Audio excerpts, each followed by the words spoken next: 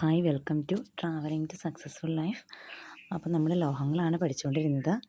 എല്ലാവരും നന്നായി തന്നെ പഠിക്കുന്നില്ലേ? നന്നായി തന്നെ പഠിക്കുക കേട്ടോ. അപ്പോൾ ഇന്ന് അതിൻ്റെ ബാക്കി ഭാഗം നമുക്ക് പഠിച്ചു തുടങ്ങാം. ഇന്ന് അതിനകത്ത് അയണിൻ്റെ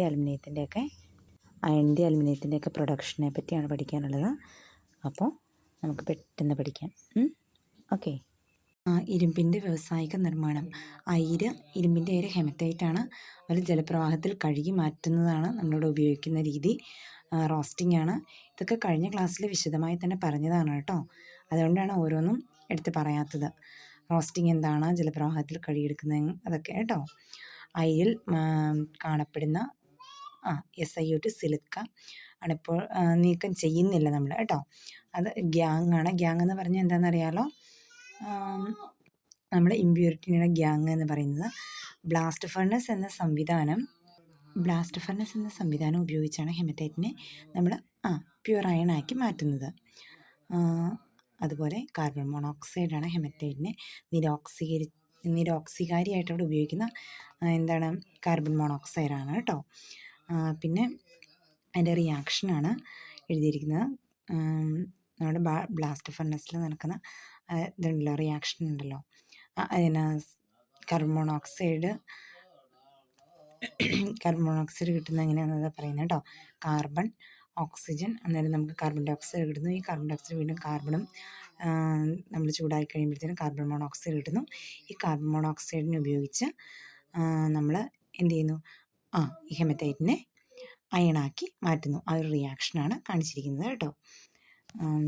കാൽസ്യം കാർബണേറ്റ് വിഘടിച്ച് കാൽസ്യം ഓക്സൈഡും കാർബൺ ഡൈ ഓക്സൈഡും ഉണ്ടാകുന്നതിൻ്റെ റിയാക്ഷനാണ് CaCO3 gives CaO plus CO2 എന്ന് കാണിച്ചിരിക്കുന്നത്. കാൽസ്യം ഓക്സൈഡ് നമ്മുടെ ഫ്ലക്സാണ്. അയിരിലെ SiO2മായി പ്രവർത്തിച്ച് കാൽസ്യം സിലിക്കേറ്റ് സ്ലാഗായിട്ട് മാറുന്നു. അതായത് ഫ്ലക്സും ഗ്യാങ്ങും കൂടെ പ്രവർത്തിച്ച് സ്ലാഗ് കിട്ടുന്നു.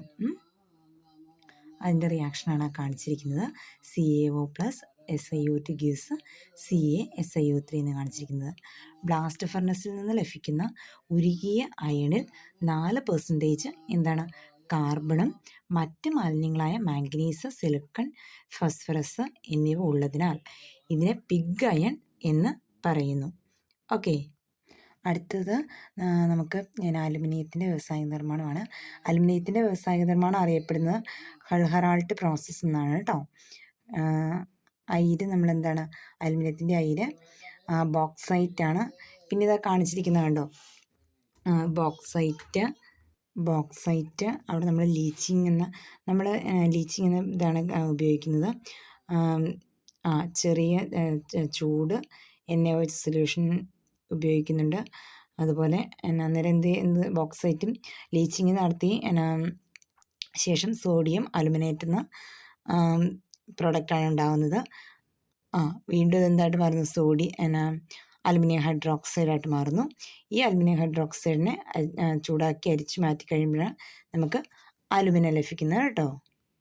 അലുമിനിയയുടെ വൈദ്യുതവിശ്ലേഷണമാണ് ഇവിടെ പറഞ്ഞിരിക്കുന്നത്. ആനോഡ് ഏതാണ്? കാർബൺ ദണ്ടുകളാണ് ആനോഡായിട്ട് എടുക്കുന്നത്.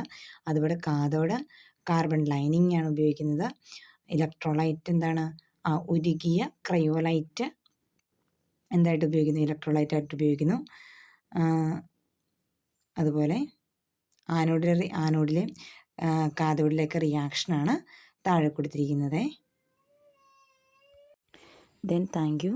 നമുക്കപ്പോൾ പുതിയൊരു ഭാഗമായിട്ട് അടുത്ത ക്ലാസ്സിൽ കാണാം. Okay, thank you.